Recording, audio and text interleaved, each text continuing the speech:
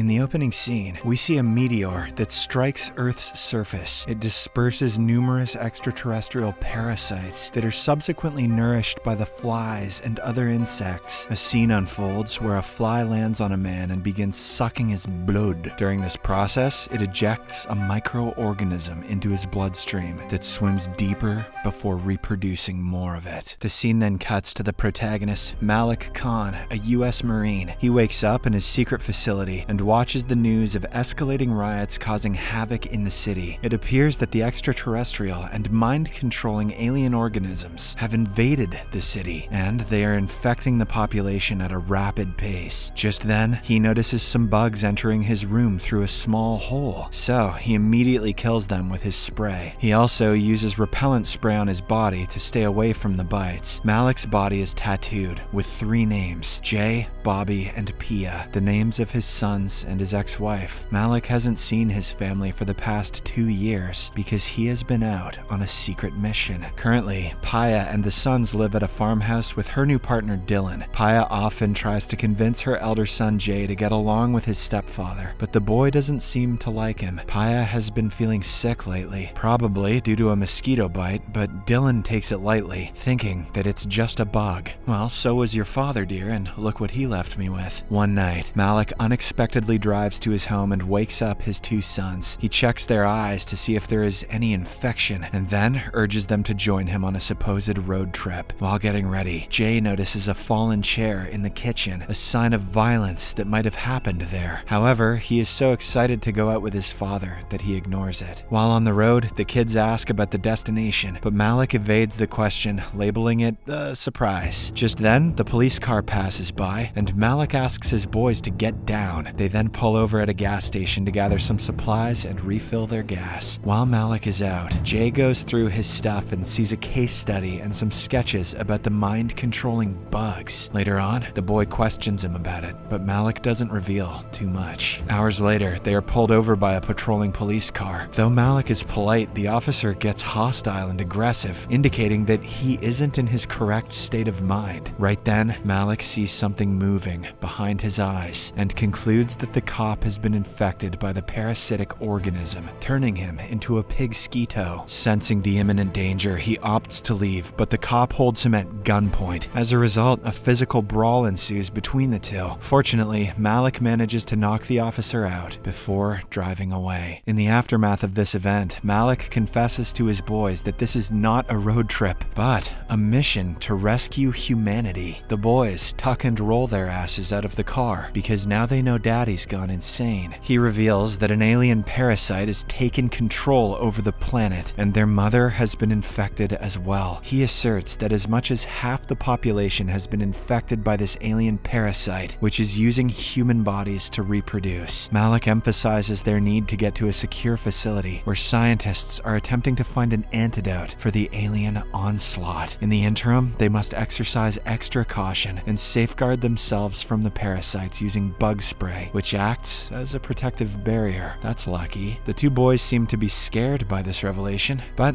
they agree to accompany their dad in the mission. Their next stop is a grocery store, where Malik instructs Jay to watch over his brother while he goes to buy some supplies. During this time, an unusual-looking woman approaches the car, frightening the children and prompting them to run inside the store. Malik manages to calm them down and instructs them to maintain a low profile to avoid drawing attention. As they continue their journey on the road, the boys reveal that their mother had been acting strange lately, experiencing morning sickness and eating weird food combinations. Hearing this, Malik has a sudden realization that she might have been pregnant with a baby or with bugs. He promptly pulls over the car and steps out to call his parole officer named Hattie. Here, it is revealed that Malik has been missing for a while now. He refuses to tell Hattie about his whereabouts, but he asks her to check on his ex-wife and her partner, whom he has locked up in a garage. Afterwards, Hattie takes the police to Malik's house and rescues Pia and Dylan. Later, while interrogating, Pia informs the authorities that Malik was doing weird things, like flashing the torch in her eyes and claiming that she was one of them. At this point, it is disclosed that the aliens aren't real and that Malik has kidnapped his children. We also learn that Malik had been seeing a psychiatrist, which indicates that he isn't mentally stable and that he has been imagining things about world destruction. That's wild. I was just joking earlier. The feds then talk to Hattie regarding her experience with Malik. In response, she tells them that he is a good and polite guy who loves his children more than anything and won't hurt them. However, the FBI agents don't believe this because he has a gun with him. Furthermore, they recount how Malik had once lost control and brutally injured his own senior officer, leading him to be imprisoned for 2 years. The agents then decide to track him down as soon as possible before anything bad happens. Later, the FBI heads, Lance Dunn and Shepard West, conduct a meeting at headquarters and form a team to locate Malik. They instruct their team to make all the necessary calls and scan every pixel of CCTV at every gas station. Shepard believes that Malik has now manipulated his children, and, being a desperate man, he can turn on them at any moment. In the same evening, Hattie, who wants more insight into the case, visits a bar to meet Raul, a former Marine comrade of Malik. As they converse, Raul describes the assault incident that caused Malik to get dishonorably discharged from the Marine Corps. In addition, he shows her some of the letters and dark drawings he received from Malik. All of this makes her realize that Malik is suffering from a psychotic disorder, due to which he is having the alien attack hallucinations. On the other hand, Malik and his sons are still on their way to the secure facility, blasting T-Swift and eating popsicles. One night, they stop by a huge field-like area and camp under a big rock. While Bobby is sleeping, Jay and Malik recount some fun moments from the past. In the midst of their conversation, Malik sees hundreds of meteors in the sky and praises their beauty.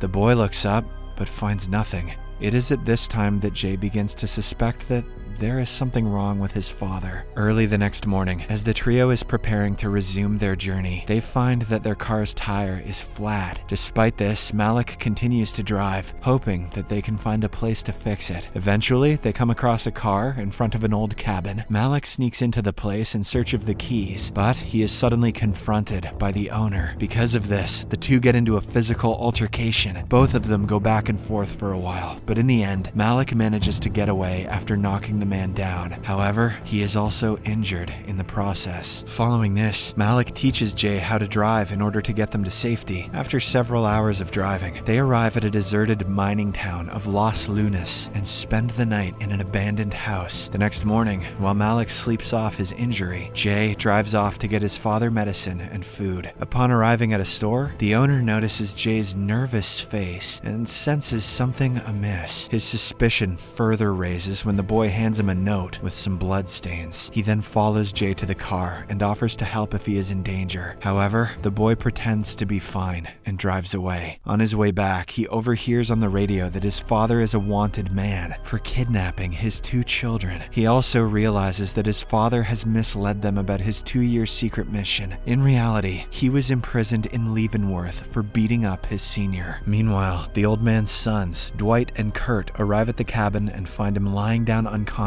on the floor. After calling an ambulance, the 2 of them set out to locate the person who attacked their father. When they spot his car en route, they start pursuing it. Back at the abandoned house, Jay angrily confronts his father, demanding answers. With no options left, Malik finally confesses that he lied about being on a secret mission. He also says that his brain has been playing tricks on him. Before they can discuss further, Dwight and Kurt take Bobby hostage and threaten Malik to surrender himself. When the latter slowly opens the door, they open fire, forcing him to retreat. After instructing Jay to stay hidden, he rushes to the car, grabs his gun, and engages in a firefight with them. He eventually manages to save Bobby and apprehend both men without killing them. After this, he steals their car and escapes with his boys. Dad's doing a pretty good job. Maybe the aliens are real. Yeah, it's the rest of the Marines who are wrong. This incident makes Malik realize that he is a threat to his own children. As a result, he stops by a phone booth and calls Pia. He gives her the address of a diner, saying that he will be leaving the kids there. Pia tries to persuade him to surrender, but he refuses to go back to prison. He then bids a final goodbye to his children and continues his road trip. He's heading to Disney World to fulfill his lifelong dream of meeting Donald Donald Duck. A while later, the FBI agents, along with Hattie, arrive at the diner, but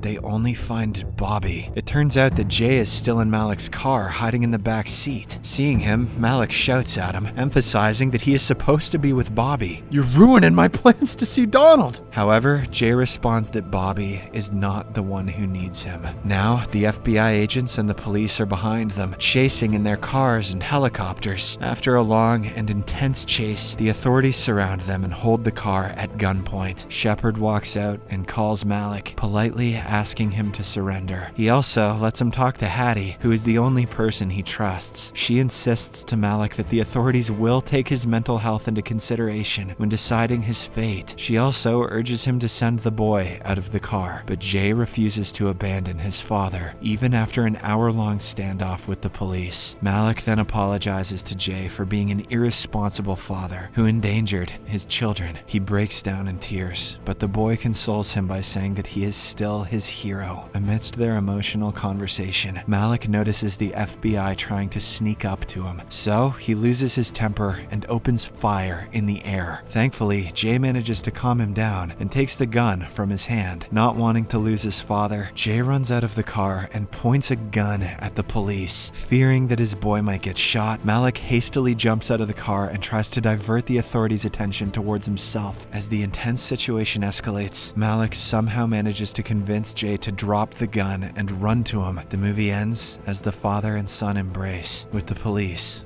lowering their weapons. Subscribe for more videos like this, turn on notifications, and leave a like to help the channel out. Thank you for watching.